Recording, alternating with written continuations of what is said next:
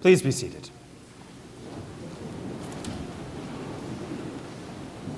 The tank is speeding across the desert. Henry Jones, Indiana's father, has already, along with his pal Marcus Brody, made their way off the tank. But Indiana is still on top, tussling with the baddie, Nazi German. In typical Indiana Jones fashion, with great sound effects like psh, psh, the two exchange blows. And while phased, neither looks like giving up anytime soon. And the tank zooms across the desert. And then finally, Indy sees what we've all seen coming. With eyes bugged out, he sees that the tank is headed straight for the edge of a cliff. At this point, he has the baddie subdued. You might remember he's slammed his head a couple of times on the top of the tank. But the tank zooms for the edge rapidly. Indiana releases the German, and for some reason that none of us know, he decides to begin rolling off the back of the tank. And the tank zooms on. But just as the tank reaches the precipice, Indy executes his barrel roll and rolls off the back of the tank just before it plunges over the cliff. And the tank zooms over. And of course, we get our obligatory comical zoom in on the baddie's face as it reaches the bottom. Well, I was reminded of this epic scene from Indiana Jones and the Last Crusade, just in case you're wondering, while reading the words of Jesus from our gospel lesson this morning. I finish my course. I must go on my way. Indiana Jones always finished the course. He always knew which way he had to go, and no matter what, no matter the danger, that was the way that Indiana went. Now, without the hat, the awesome satchel, and the even better bullwhip, Jesus is much the same. Jesus knows where he is being called and led, and that is where he goes. Last week, it was into the desert. This week, Jesus is being called and led to the one place that he really should not go. He has been teaching, casting out demons, and performing cures for long enough now that opposition has organized against him. He is a threat to an organized religion that has maybe lost its heart and soul. And he is a threat to the politicians who are foreign invaders with no support from the local population. The last place that Jesus should be barrel rolling towards is the capital city of Jerusalem, the seat of the religious elite and the political throne for that area. But Jesus finishes his course. He must go his way. And Jerusalem is his course and his way. He must go. Now, we all know, either in the cinematic realm or in real life, people who don't finish their course, who don't go the way that they are supposed to be going. They are the characters whom we moan and groan over when they are given the difficult task in the movie. We know they aren't going to accomplish it. They are the people whom maybe we don't cut out of our lives completely, but we don't rely upon them anymore to help us get things done. We don't give them solo tasks any longer.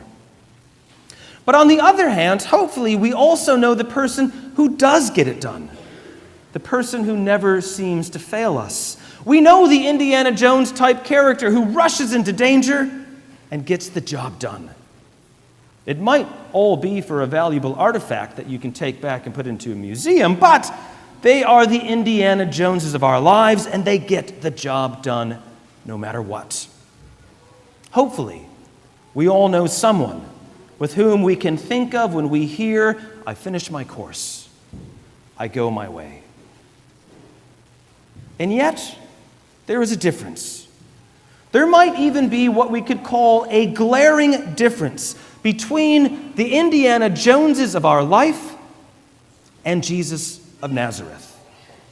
Now remember, Indiana Jones saw the edge of the cliff coming, and bug-eyed he began his barrel roll off the back of the tank. We were left with a scene of not knowing if his roll was successful or not. Did he survive? Or was he caught up in his barrel roll and went over the edge of the cliff with the tank and the baddie? Well, this is where so many of our epic heroes differ from Jesus of Nazareth. Spoiler alert, although it is a 30-year-old movie, so I don't feel too bad. Indy makes it. And another spoiler alert, although the story is almost 2,000 years old, so I don't feel too bad telling you this one either. Jesus doesn't make it. And that is the difference. The epic hero always survives. Jesus doesn't. There was something magical about hearing the story of Christ during Lent every year when I was a child. It was magical because I was still at an age and I still lived in a world where I thought stories could change if I willed them enough to do so. I would sit in the pew, a little bored, mind you, but I was still sitting there listening to the story of Jesus heading to Jerusalem, to the upper room, to the trial, to the garden, to the cross. And each year, for a few years, I would be screaming out in my head, "Don't go there! It's all going to end badly, Jesus. How do you not know this? You shouldn't go there. Stop. Let's change the story this year." The problem was, I didn't understand that Jesus is not an epic hero. I wanted him to be an epic hero, the Superman characters that I would read about and see on the screen, but instead, Jesus wasn't a hero. He is a savior. I didn't understand that Jesus wasn't going to save me by being an Indiana Jones type character. Instead, he was going to have to finish his course, as scary and defeating as that was. Instead, he was going to have to go his way, even though that was the exact path that I didn't want him to go on. I didn't understand at that young age that he had to be handed over to suffering and death. And I didn't realize, with all of my internal screaming to stop, don't go there, that I was falling into the same trap that Jesus' apostles fell in over and over. We all wanted him to live, to never die. We didn't understand his course. His way isn't that of a hero, but of a savior. Now, I'm not sure that I still understand it today. I'm not sure that I can tell of the deep mysteries. But this I know. We don't follow an epic hero or a superhero. We follow a savior.